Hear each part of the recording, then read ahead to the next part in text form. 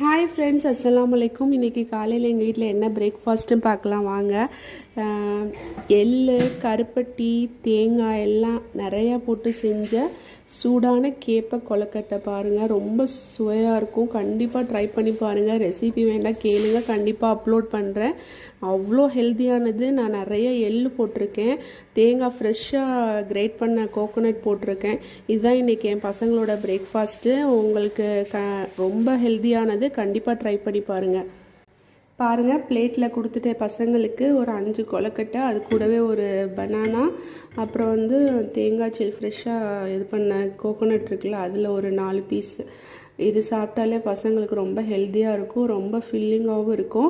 கண்டிப்பாக நீங்கள் இதே மாதிரி கொடுங்க. காலையில் ஹெல்த்தியான பிரேக்ஃபாஸ்ட் கொடுக்கணும்னு சொல்லிட்டு நான் அடிக்கடி என்னோடய வீடியோவில் சொல்லியிருக்கேன். கண்டிப்பாக நீங்களும் ட்ரை பண்ணுங்கள். முடிஞ்சளவு நம்ம ஹெல்த்தியான பிரேக்ஃபாஸ்ட்டு, லஞ்சு, டின்னராக நம்ம பசங்களுக்கு கொடுக்க ட்ரை பண்ணுவோம். எப்போயாவது ஒரு நாள் ஜங்க் ஃபுட், அதை பற்றி கவலை இல்லை. ஆனால் மோஸ்ட்லி மேக்ஸிமம் இந்த மாதிரி ஹெல்த்தியானதாக நம்ம கொடுப்போம்.